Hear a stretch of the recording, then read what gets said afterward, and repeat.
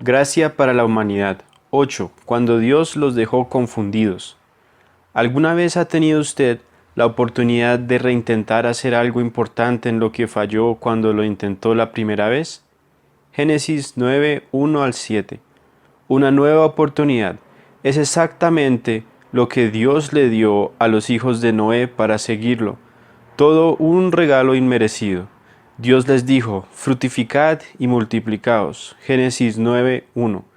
Y eso fue precisamente lo que hicieron. El capítulo 10 de Génesis nos habla acerca de su proceso de repoblación. Pero, ¿cómo les fue a ellos y a sus descendientes en cuanto a la obediencia a Dios en las demás áreas de su vida? Veremos. Génesis 10, 8 al 10. Nimrod, nieto de Cam, fue considerado vigoroso cazador delante de Jehová. Nimrod fue como un regente sobre la tierra y comenzó a reinar en la tierra de Sinar. Todo eso tomó lugar unos 100 o 200 años después del diluvio global. Génesis 11, 1 al 2. La gente del mundo de aquel entonces se amontonó en una región de la tierra de Sinar, un llano fértil entre los ríos Tigris, también conocido como Hidekel, Génesis 2:14, Daniel 10:4, y Éufrates, parte de la cual los historiadores llaman la creciente fértil y la cuna de la civilización. Todos en aquel entonces vivieron en Sinar y hablaban el mismo idioma, probablemente el mismo idioma que hablaban Adán y Eva. Ahora, ¿qué sabían ellos acerca de Dios? Ellos por lo menos tuvieron conocimiento acerca del diluvio y posiblemente que Dios era el creador. Génesis 11 del 3 al 4. Nimrod y su gente construyeron una ciudad allí en el Sinar, la cual fue llamada posteriormente Babilonia, y allí también decidieron levantar una torre templo con el fin de llegar hasta el cielo. Información importante.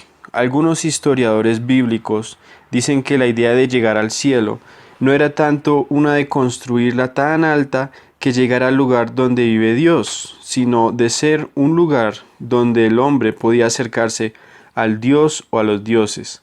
Así que era una especie de templo. Este Sigorat, entonces, probablemente tuvo su terraza dedicada al cielo. El Nuevo Diccionario Bíblico Ilustrado, página 95 al 96. Sin embargo, es también posible que llegar al cielo para los prebabilonios era solamente tocar las nubes con la torre o hacerla muy alta, pero no llegar hasta el cielo de Dios. Si eso realmente era su intención, no entendían que Dios no vive solamente un poco más allá de las nubes. Iba a ser una atracción mundial increíble, aunque el propósito de la torre era supuestamente adorar a Dios o, más probable, a los dioses. Las motivaciones detrás del proyecto eran las de hacerse a sí mismos y a su ciudad famosos, y de unir a todos los habitantes para que quedaran en aquel lugar bajo la autoridad de Nimrod. Se pueden escuchar los aplausos. ¿Qué tenía de malo el querer construir una ciudad para todos y una torre tan alta que la hiciera famosa? Aunque a nosotros dentro de nuestro contexto no nos parece malo, ya que actualmente tenemos ciudades muy grandes y supermodernas con monumentos atractivos y edificios que suben hasta alturas que marean. Sin embargo, el error en sus planes era que Dios había mandado a los hijos de Noé no solamente a multiplicarse, sino también a llenar la tierra. Génesis 9:1. Así que la idea de quedar en un solo lugar era totalmente contraria al mandato de Dios. Además, los arquitectos de esta civilización quisieron ser famosos y que ellos mismos y sus logros fueran recordados por generaciones. Pero Dios realmente no era parte de sus planes. Estaban tan ocupados pensando en sí mismos que no tuvieron tiempo para el Señor, excepto tal vez para usar su nombre con el fin de unificar la gente para construir una torre que llegara hasta el cielo. Dios nunca les pidió que hicieran tal edificación, más bien ellos estaban construyéndola para sí mismos, para mostrar cuán grandes eran. Entonces realmente la torre no era ni para los dioses ni para Dios, sino para glorificar al hombre. ¿Quién estaba detrás de este plan? La Biblia no dice, Pero como conocemos su constante guerra contra Dios y su dominio sobre el sistema del mundo, se nota que esta gente tenía el mismo tono de Satanás cuando se halló pecado en su corazón. Definitivamente el orgullo de los babilonios tenía la misma marca. Satanás les movió a hacer estas cosas para que apartaran tanto su mirada como sus caminos del Dios verdadero. Para él cualquier otra cosa es mejor que estar viendo a la gente obedeciendo y glorificando al Señor. Entonces de esta manera el enemigo logró que pensaran en sí mismos en nombre de su religión. Existe hoy gente religiosa que piensa solamente en sí misma, cuyo interés es solamente glorificar al hombre. Todos hemos visto a personas interesadas solamente en su ganancia propia, y entonces utilizan a Dios o a cualquier poder alto como su Dios para lograr llegar donde ellos quieran en la vida. También hemos visto a hombres astutos que para enriquecerse utilizan el nombre de Dios. A la vez, hay los templos embellecidos e impresionantes que llaman la atención de los turistas, proveyendo a las ciudades algo de que jactarse. La lista no estará completa, sin embargo, sin mencionar el pensamiento contemporáneo que tipifica los ideales de Nimrod y los prebabilonios, divinizando al hombre. A través de esta forma de pensar, humanizan a Dios o niegan completamente su existencia. Este enfoque no es en realidad tan moderno, pues todas las religiones de las civilizaciones grandes y antiguas seguían este modelo de pensamiento. Estos primeros babilonios, en el nombre de la religión, escogieron glorificarse a sí mismos y no a Dios. ¿Cómo se comparan estos primeros babilonios con Caín? Estos primeros babilonios quisieron hacer sus propias obras, dejando de lado los mandatos de Dios, tal y como lo hizo Caín. ¿Puede haber alguna diferencia entre ellos? Sí, Caín hizo lo que quiso él solo, pero los babilonios, en contraste, se unieron como comunidad para rebelarse contra Dios y formar su propia religión y reino. ¿Qué es una religión? Se define a una religión como un conjunto de creencias de un grupo de personas que intenta contestar las grandes incógnitos y misterios de la vida, como ¿quiénes somos? ¿De dónde venimos? ¿Por qué estamos aquí? ¿A dónde vamos al morir? Dicho eso, aunque la cristiandad contesta estas preguntas y técnicamente entonces es una religión, desde este punto de vista, los cristianos verdaderos distinguen entre la religión y la fe.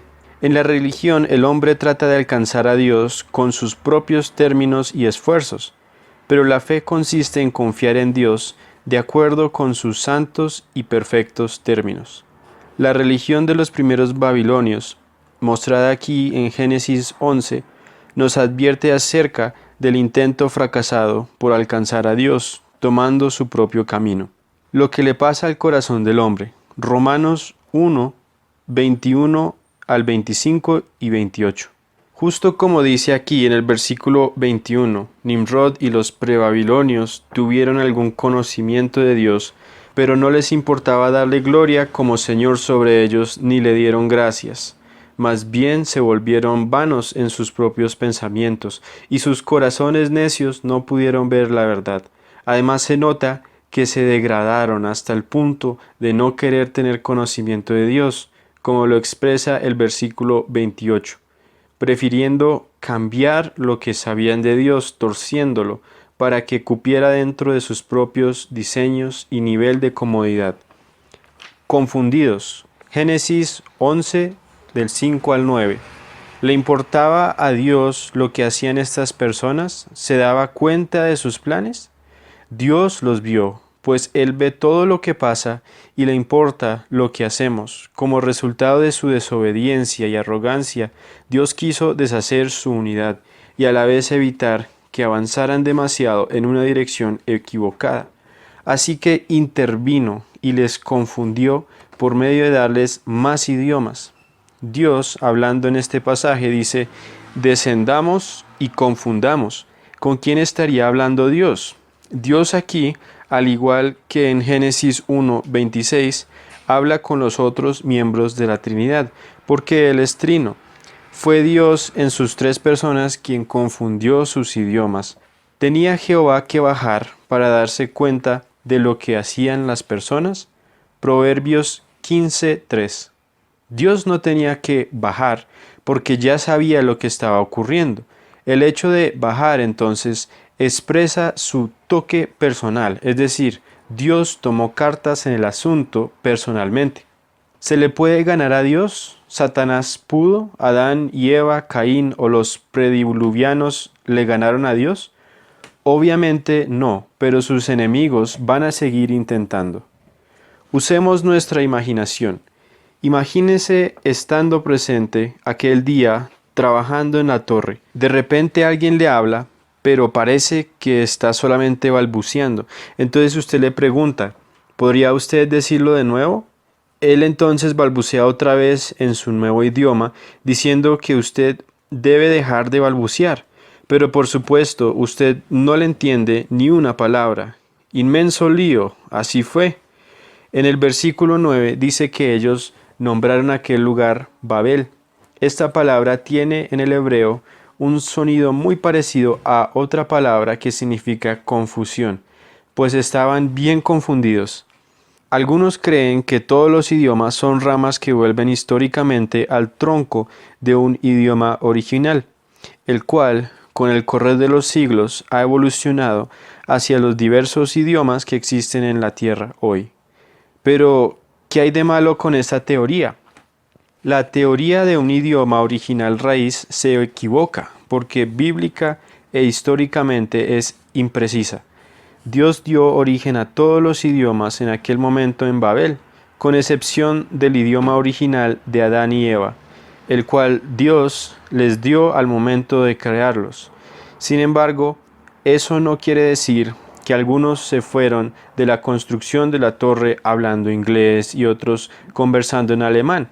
Los idiomas sí evolucionan con el tiempo y han estado cambiando desde Babel.